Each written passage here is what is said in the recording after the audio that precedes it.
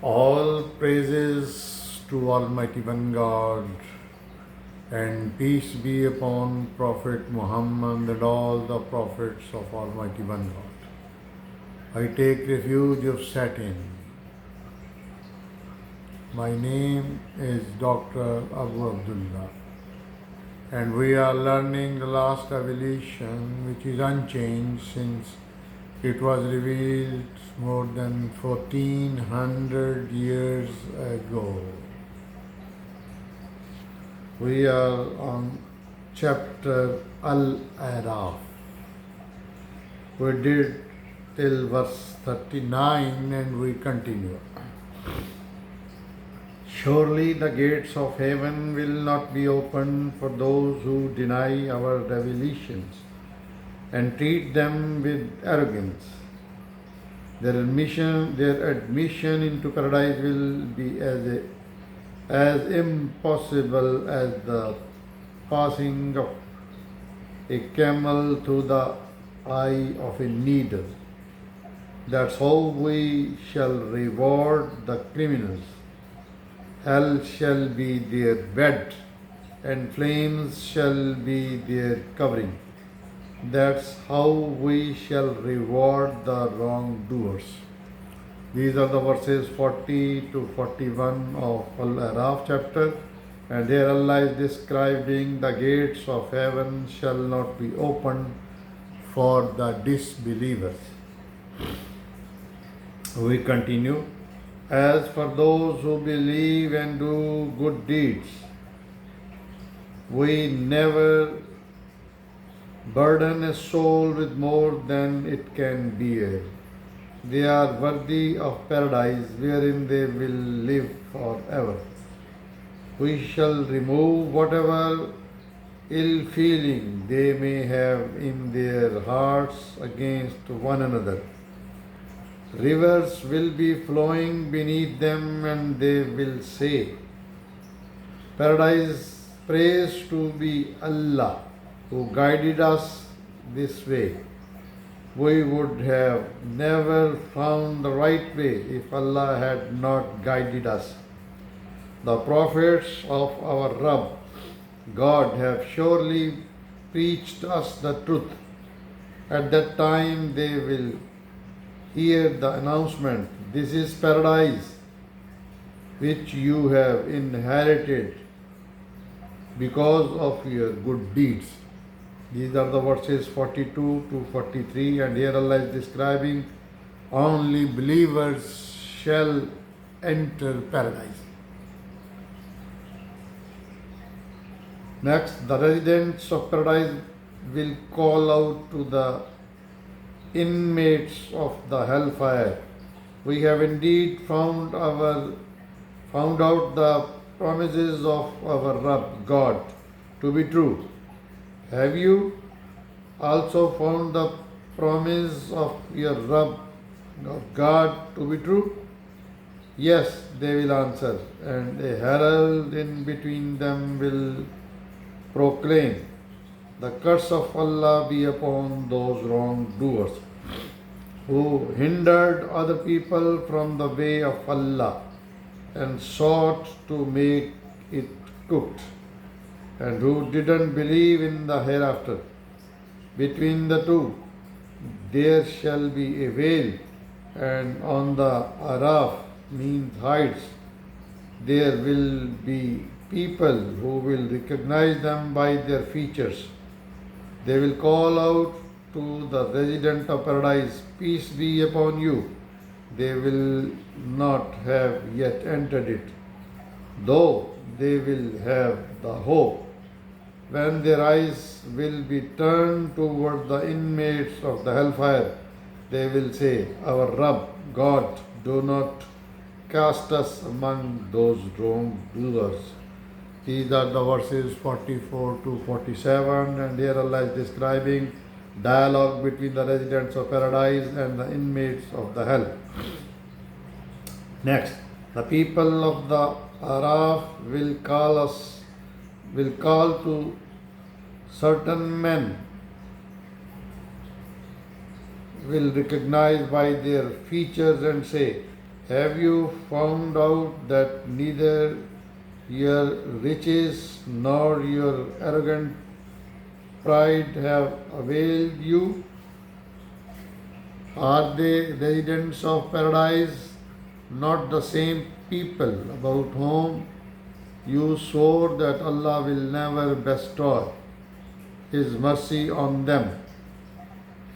Today, the same people are being welcomed with the words, "Enter paradise, you have nothing to fear or to grieve." Then the inmates of fire will cry out to the resident of the paradise, "Give us some water, or some of the food which Allah has provided you." They will reply, "Allah has prohibited both of these things to the unbelievers who took their religion to be mere amusement and play and were deceived by their earthly life." Allah will say, "Today we will forget them as they forgot the meeting of this day and rejected our revelations. For we have certainly brought them a book which we have detailed with knowledge, a guidance and the blessing for the true believers. Now are they waiting for its fulfillment, day of judgment, on the day when it is fulfilled? Those who have disregarded it will say, Indeed, the prophets of the Rabb, our Rabb, God had come with the truth. Are there any intercessors now who could intercede on our behalf? Or could we be sent back so that we would not do as we have done before? In fact, they would have lost their souls, and the things they had invented will leave them in the lurch. These are the verses 48 to 53, and here Allah is describing dialogues between the people of the AlAraf and the inmates of the hell.